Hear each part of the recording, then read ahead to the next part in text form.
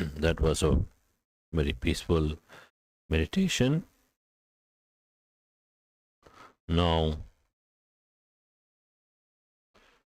having made your mind calm and peaceful, it is right time to listen to the Dhamma.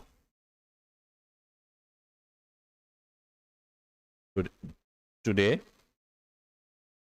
we'll be discussing about a sutta called Aghatavinaya Sutta from the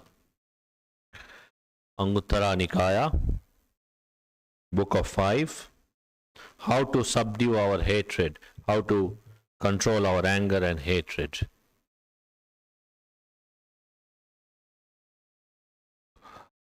We all get angry at certain times. Some people get angry more, some less. But anger is within us. Until we are fully enlightened, anger will be within us. We should be able to manage it, let it go. Not to be under the control of anger, but to be able to handle and let it go. That's important if we want to live happily. Because if we are not able to manage our anger and hatred, then it becomes a big suffering for us and also for the people around us. So, this is the discourse given by Venerable Sariputta Mahathera, the chief disciple of Lord Buddha. He gave this discourse to a group of monks at Savatthi. So at one time he was with a group of monks, and then he addressed the other monks, friends, and then they also said, yes, friend Sariputta. So Venerable Sariputta said, these are the 5 ways of subduing hatred. These are the 5 methods you can apply to reduce our anger and hatred. When anger arises, hatred arises in a person, he should wipe it out completely. He should not entertain the anger or the hatred. It is important to be able to let go the anger, hatred. Because if we are not able to, then it will cause a lot of problems for ourselves, for other people as well. And most what happens is, when people get angry, they don't see it as something bad, or because they are obsessed with the feeling of I. When you are angry, you think this is my anger, I am angry, so I am entitled to be angry. I must be angry. I have a reason to be angry, like this. So our approach to this anger or all these unwholesome qualities is rooted in the concept of I. I am like this. I should be like this. I am entitled to be like this. I am justified like this. All this I, rooted around I. That's where the problem starts. So, here Bhante Sariputta is giving us some methods. He says, there are these 5 ways. There, in the case where some people are impure in their bodily behavior, but pure in their verbal behavior, hatred for such a person should be given up.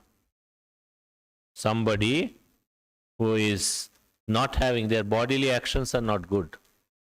They are doing a lot of wrong things, harming or stealing or any kind of immoral actions through the body.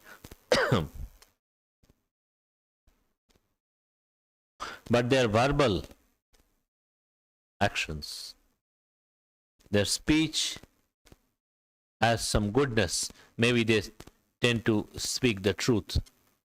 Huh? They tend to speak the truth. So, if that is the case, if they speak the truth, but their bodily actions, they are violent or angry or harmful. Huh? So, if that is the case, Bhante Sariputta is saying that in such a case, hatred for such a person must be subdued. It should be given up.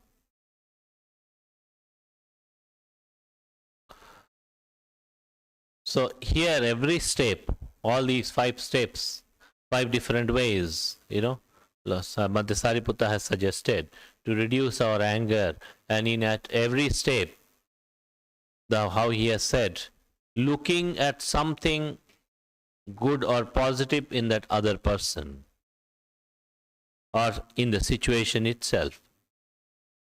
Something good, something positive, something that we can consider useful or something good, whatever it is, in that other person. So when we take a view like this, it is easier for us to control our anger or hatred towards the other people. When we are angry with somebody, for example, when we are angry with somebody and we tend to forget, that person also may have something good. It's not that that person is fully bad. No, nothing good. Something good may be there. Something wholesome may be there in that person. And when we have that person have something wholesome or good, it is our duty to be able to see, to be able to recognize that this person also possesses something good. That's important. If we are able to recognize like this, then it's very good. But if we are always thinking, I am the right person, that person is wrong, if we start like this, think like this, then our mind is closed. We don't see good in other people. We don't appreciate good in other people. So it is important that we are able to appreciate whatever good other people have. The first case, he says, Bhante Sariputta says, person's bodily actions are bad, but his speech is good. Then at least considering the speech, that this person speaks truthfully or his speech is good in this way, considering that positive aspect, we should reduce our anger or hatred towards that person. He gives an example. What he says, that in the times, ancient times, in the times of Lord Buddha, the monks had to depend initially for some years on the discarded cloths to make their robes, these robes that we wear. Initially, for first 20-25 years, nobody came forward to offer. I want to offer. So monks had to rely on the clothes that is discarded in those days. People will discard some old piece of cloth, or sometimes in the cemetery, cloths from the dead body itself. Even Lord Buddha made his robe from discarded from a dead body, So that kind of cloth. Later on, his personal physician, Jivaka, he was a very famous doctor in those times and a very excellent physician. So Jivaka offered to Lord Buddha that I want to offer robes to all the Sangha. Like that. He made a request. And Lord Buddha accepted the request. And from that time, lay people started offering the robes. So Jivaka was the first lay upasaka who made this request, and this custom started, lay people offering the robes to the monks. So before that, there was this system of monks picking up some pieces of cloth from there, some from here, and like this, and then they will use that, stitch it together and make a robe. Pangsakula chivara, they say. So what happens is, so Bhante Sariputta gives an example that when a monk is going on the road, he sees a piece of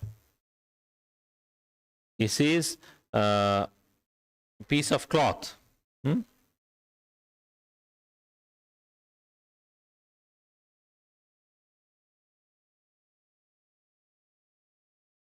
For example, if he sees a piece of cloth, some part of it is torn or soiled or old, not suitable for use, and some part of it is okay.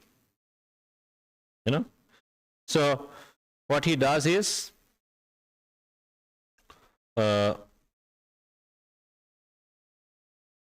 whatever portion is useful for him, whatever little bit of portion is useful for him, he will tear it off. That portion which is suitable for use, he will tear it off and take it with him. Whatever is not useful, he will not take. In those days, monks often used to do. Part of the cloth is very dirty or soiled or feel not torn. Part of the cloth is okay. So he will take up that part which is okay and tear it off, take it with him, stitched with other cloths he has collected, and make the robe. So here, Bhante Sariputta is giving that example, that person's physical actions not good, but his speech is good. So at least considering that speech is good, so whatever good or useful, you take that much. Whatever is not useful, let it go. So consider, okay, he speaks well or he speaks truthfully, whatever it is. And let go the anger. Let go the hatred towards him. Then he says, there is some person who is impure in the verbal behavior but pure in their bodily conduct. Hatred for such person also should be reduced, should be let go. Whose bodily conduct maybe not, bodily conduct is good, but speech is not good. Maybe he is always abusing or saying foul speech or lying, But then his bodily actions, he is not harming, not stealing, not committing anything unwholesome with the body. But his speech is not good at all. Speech is bad, speech is impure, verbal, his words are bad. So in that case also, considering that this person has his actions, bodily actions are at least good, considering that, one should let go the anger or the hatred towards this person. In the first case, we talked about the person whose speech was good, but bodily actions bad. In the second case, we talk about person whose speech was bad, but bodily actions are good. So, like this. So, at least something positive in that person found. So, that is the positive point. And he should let go the anger.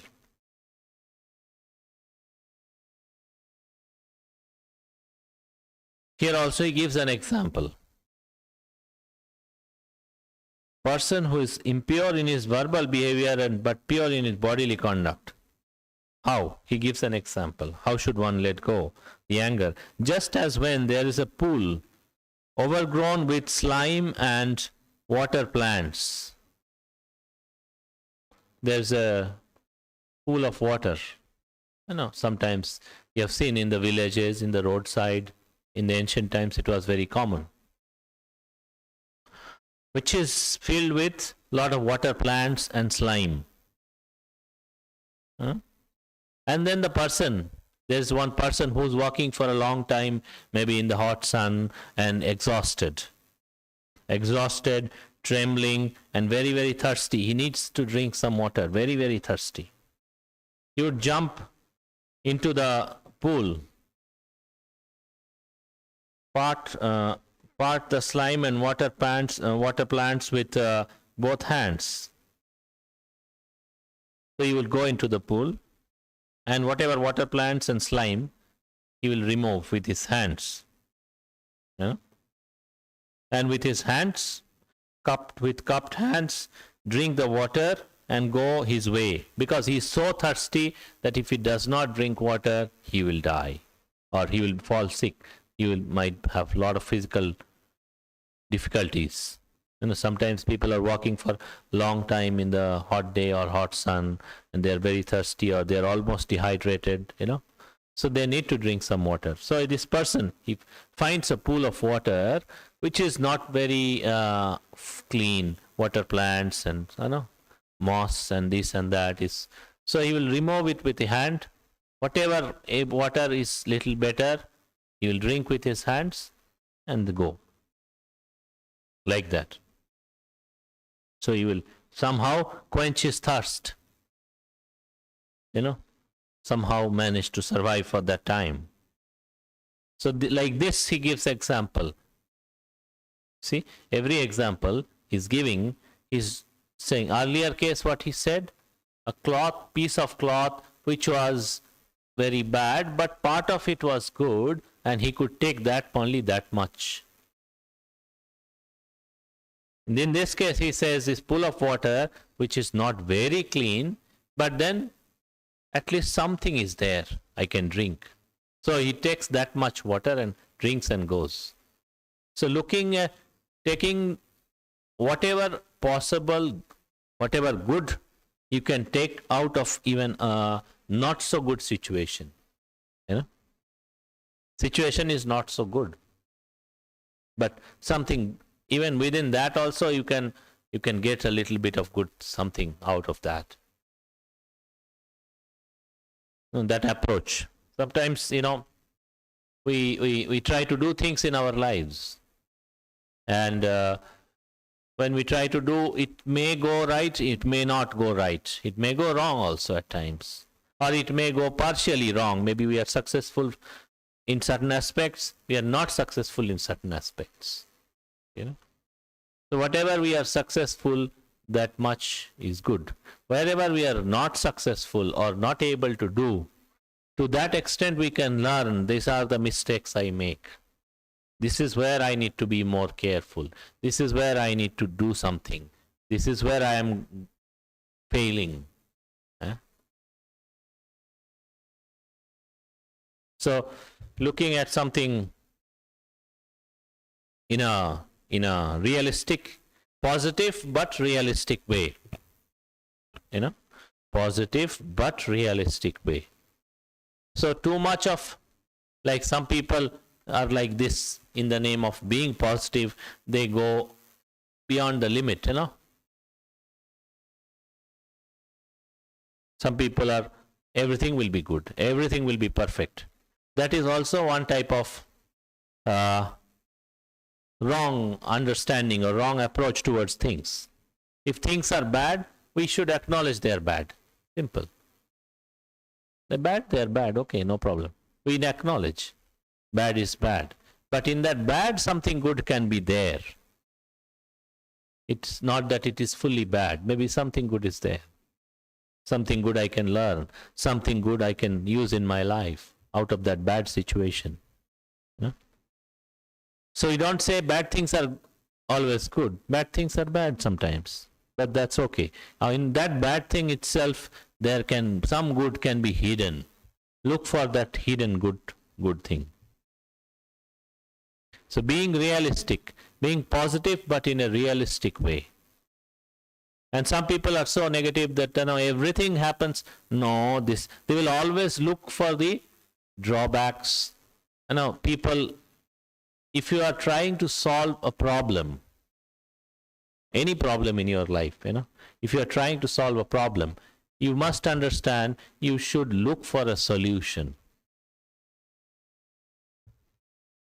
But if you are looking for a problem in a problem, then you may not find a solution. This is a problem. We already know this is a problem. But if you keep on saying this is the problem, then you are not looking for a solution. What can I do? What big or small can I do? That's important. Can I do something about this? Or can I not do something about this? Is it possible to do some changes? Something out of that bad situation? Is it? So, looking for a solution. So, here also that approach is applied. Bhante Sariputta is saying, you can look at his speech is bad and you can just get more angry with him. This fellow tells lies, this fellow is abusive, and you get more angry. But then you are not solving the problem. Your problem is your anger. That is the problem. Look at this. How do you solve? Look at his actions, at least some of the bodily actions are good. Still okay, So I can think about it, consider he is not so bad, and then let go my anger. That's the second example he gave. Then the third case, Bhante Sariputta says, where there's a case of a person, some people are impure in their bodily behavior and verbal behavior.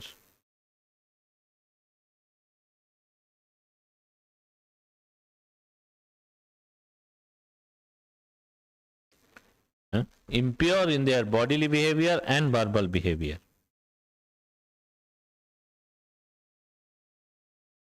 But at certain times, periodically, experiences mental clarity and calm. At certain times. For example, here, so many people come here. All kinds of people come here. And not all of them are excellent. Not all of them are very bad. Some of them are very good. Some of them are okay. Some of them are not so good. They try to create a fight or something. All kinds of people. So somebody who may be not good, speech, verbally also is telling lies or abusing, physically also is aggressive or harmful or, not doing right things. Possible. Such a person, but such a person also comes here, And then when such a person comes, maybe for some time, when he comes and sits down in this hall, just like all of you are sitting here, comes and sits down here, and for some time he can experience some kind of mental peace. For some time, maybe just 5 or 10 minutes, maybe less than that. His mind is peaceful for some time. He feels this place is peaceful, his mind is calm. Maybe he can experience a little bit of peacefulness in his meditation for some time, even if it is a short time. Or he can understand a certain point about his life. Some insight arises, some wisdom arises, even if it is very small. Even if it is very small, a little bit of wisdom arises. It can happen even to people who are not so good in their speech, not so good in their bodily actions. Even to such people also, sometimes mind can find a little peacefulness. If they go to the right kind of places, or if they meet right kind of people, people with Dhamma they meet, or if they go to a place like this, where the Dhamma exists, then they can experience at least some bit of peacefulness, or one-pointedness, or wisdom, or whatever it is. At least for some time. Possible, So what happens? Bhante Sariputta is saying that in such a person, in case of such a person, at least consider that much, that for some time at least his mind was good. Even 5 minutes, 10 minutes, 20 minutes, whatever. At least for that much of time, his mind was good. And considering that, you should let go your anger against that person.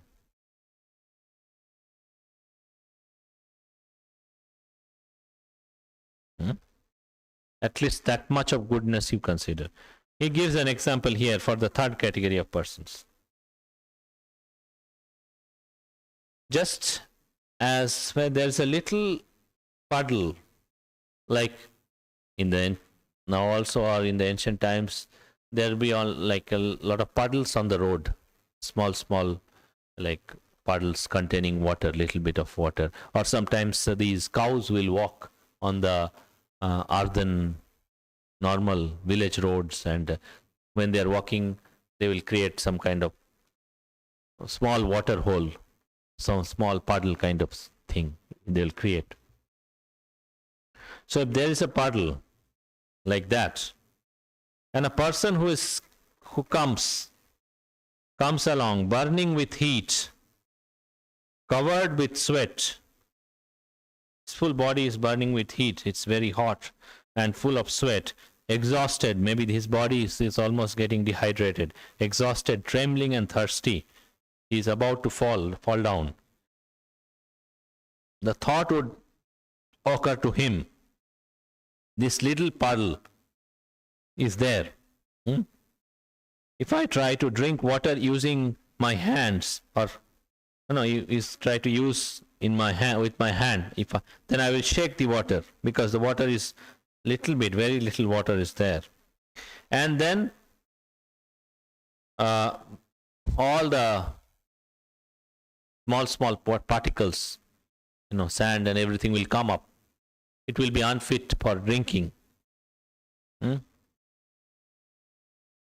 If I try to use both my hand and put it in the puddle, it will all be soiled again. So whatever is little bit clean water is on the top, I cannot drink that also. So how do I do? So he get down on his legs and also on his hands, basically lies down with his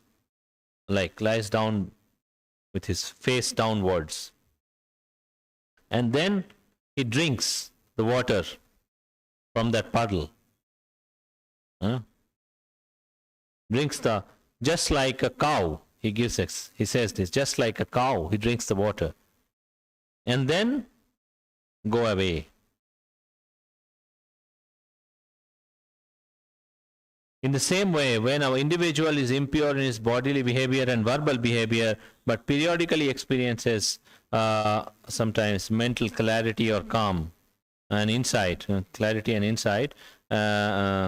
calm, one should at that time pay no attention to the impurity of his verbal behavior or bodily behavior, but instead should pay attention to the fact that this person experiences some peacefulness in the mind or some insight in the mind. So for some time his mind is good. He should pay attention to that much only, and should reduce his anger or hatred towards that person.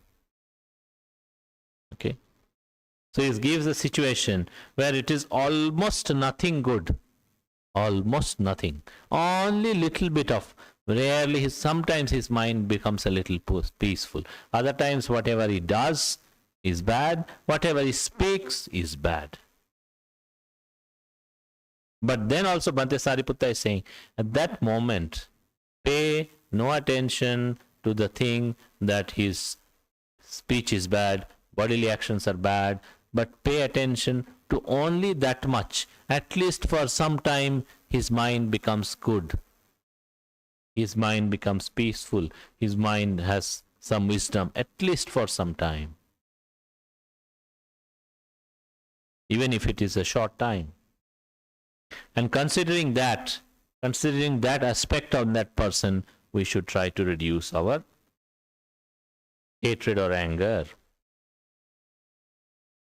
This is the third category of person. Then he gives an example of the fourth category of person. The person whose bodily actions bad, speech is also bad, his mind also doesn't become good even for a small time. You know? Doesn't experience peacefulness, doesn't experience any wisdom, nothing good. To that person also, hatred or anger should be subdued, should be let go. How? He gives another example. Now, one person going on the road, walking alone, a very sick person, sick, seriously ill, and going, and then he needs food, he needs water, he needs a shelter, he needs some medicine, all those things he needs. And there is far from the next village, far from the last. So there is no village nearby, no village nearby, or nobody nearby. Nobody is there to help him. And then suddenly he sees another person coming down that same road, and sees this sick person. Oh, this fellow is very sick, very unwell, and out of compassion, what he will do? That this man should get food, he should get the medicine he needs, a suitable assistant, someone to take him to a human habitation. Why is that? So that he wouldn't fall, he will fall down right here and die. If I don't take him, he'll probably fall down in a few minutes and die. His situation is so bad. So what he does, this other person who is good, or if I don't take him to the next village, give him food or medicine or shelter, then he's going to die in some time. Then what he does, he takes this person, gives him whatever he requires, food, medicine, etc. Gives him a place to stay, let him recover from the sickness. So here in that same way,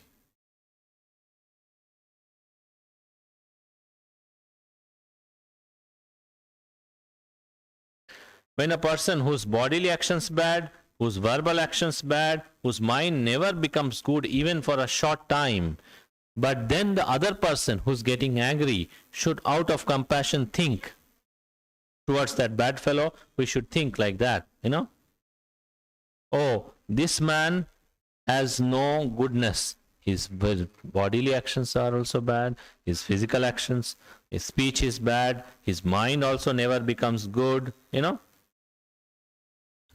Everything about him, there's hardly any goodness. If I don't tell him, if I don't assist him, if I don't try to help him, just let him be like that,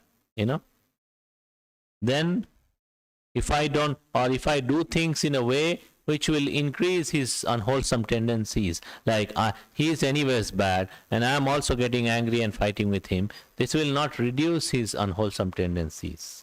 But at least if I don't get angry and behave with him in the proper manner with metta, karuna, then at least he has a chance that later on he may understand and he may let go of the bad behavior, try to be good, abandon wrong speech, abandon wrong bodily actions, and try to develop the right state of mind.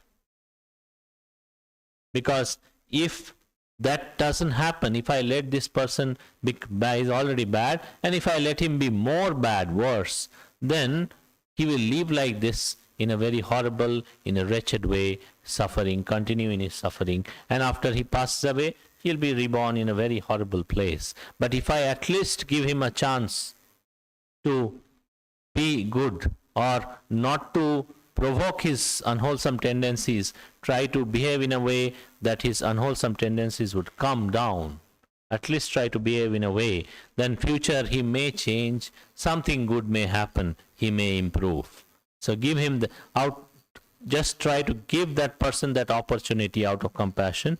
We should reduce our anger and hatred towards a person whose speech is bad, bodily actions bad, mind is bad, everything. But still, if I also behave with him in the same bad way, then he will never improve. But if I behave with him in the right way, he may improve. Today or tomorrow, some chance may happen. Something good may happen. Let him give him a chance. So, out of that, we should reduce our anger or hatred towards him. And then he gives an example. Sorry. This is the fourth category of person. And the fifth category of person, he says, some people who are pure in their bodily behavior, pure in their verbal conduct, speech, and also experiences calmness and wisdom in their minds. Their mind is also good. Hatred and anger for that person should also be subdued. So he gives another example. So somebody who is going on the road,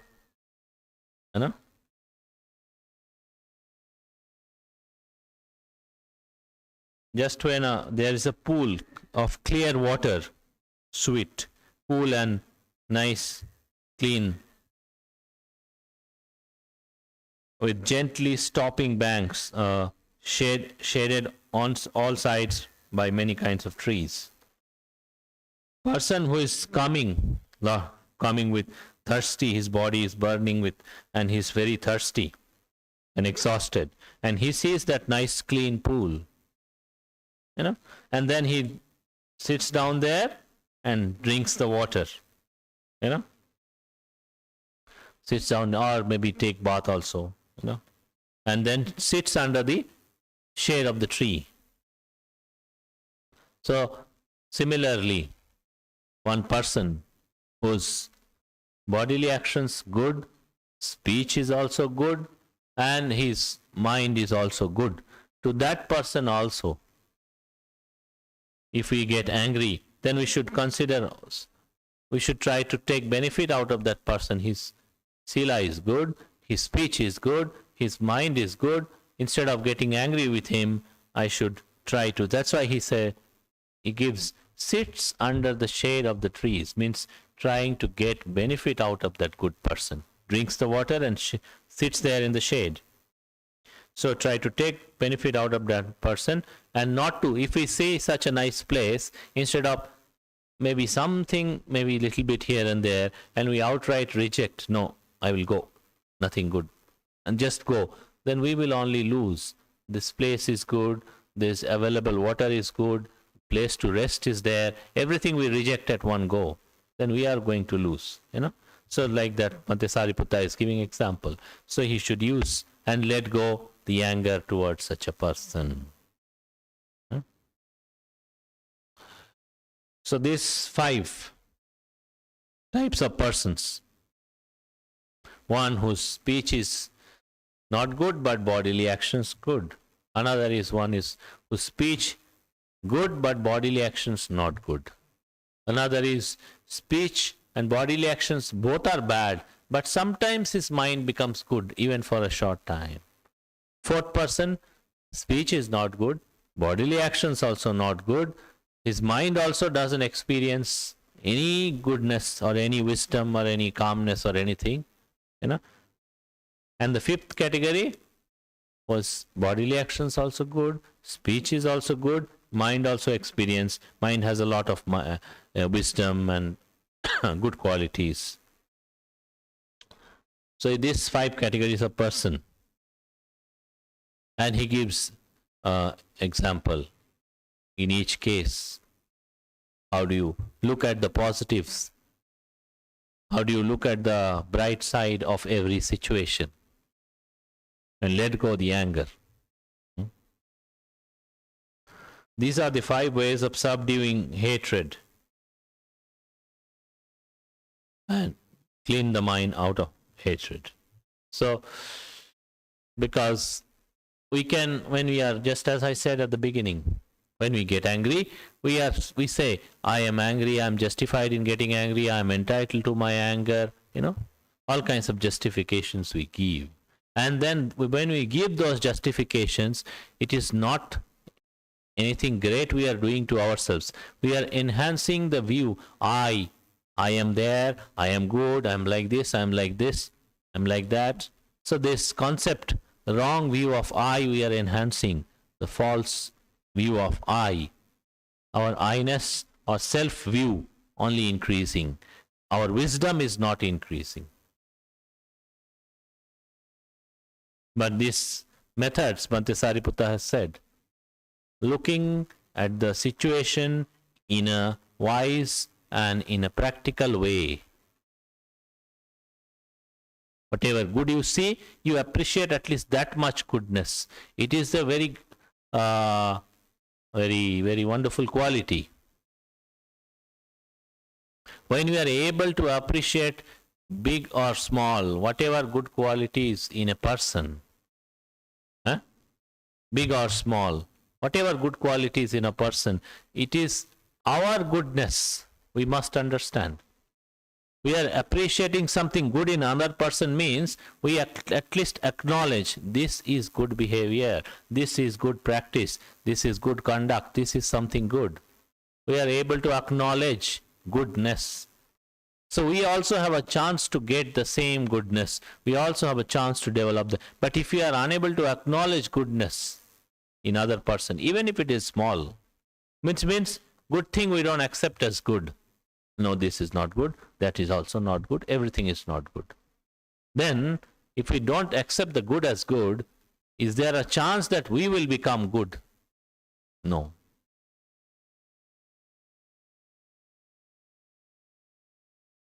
Sometimes, you see businessmen, when people start a business, and people start a business probably which other people haven't thought of, something new product or something new. Many people come and tell, you shouldn't do this business, there is no profit in this. It's absolutely, you're going to lose all your money. But he sees the opportunity. He sees this thing is unexplored. I can do something. And later on he becomes successful,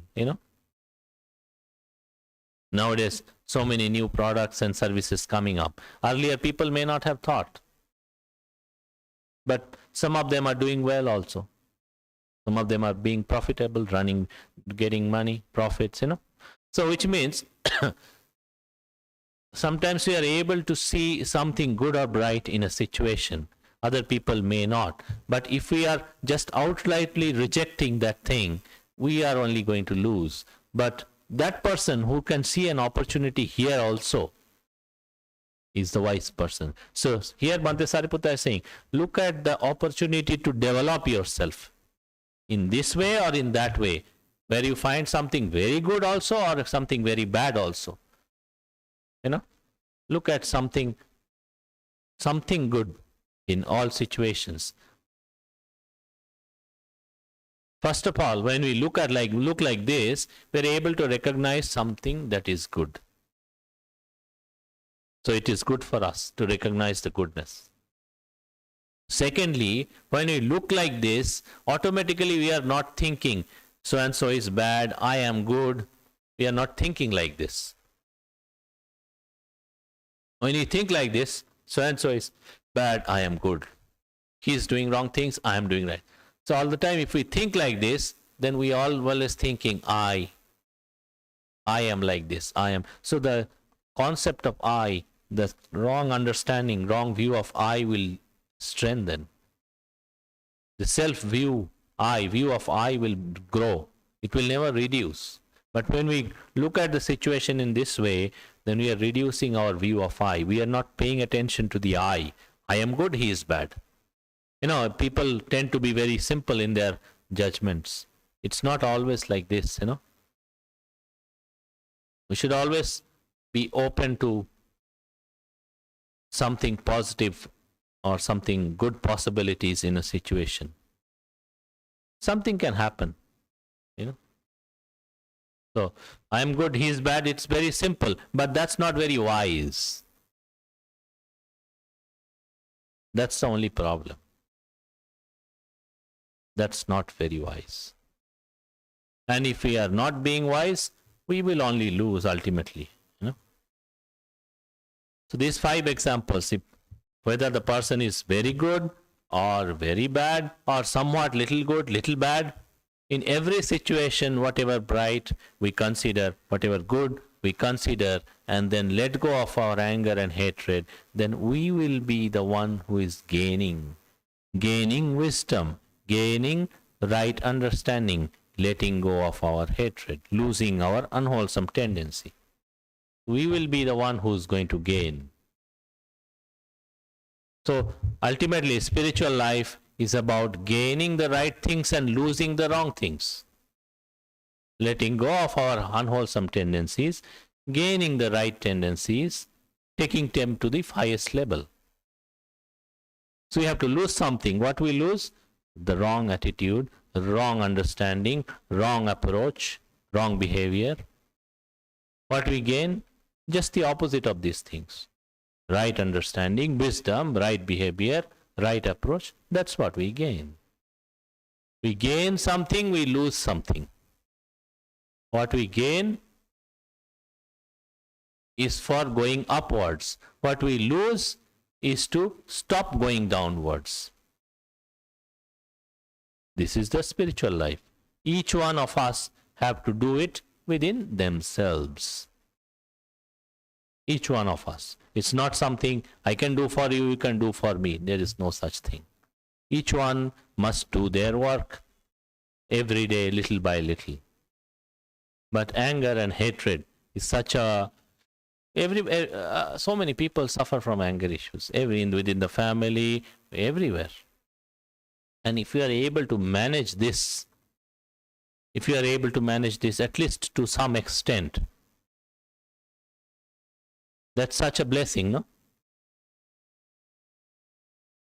That you are able to let go of the anger and the hatred, and you are able to live peacefully.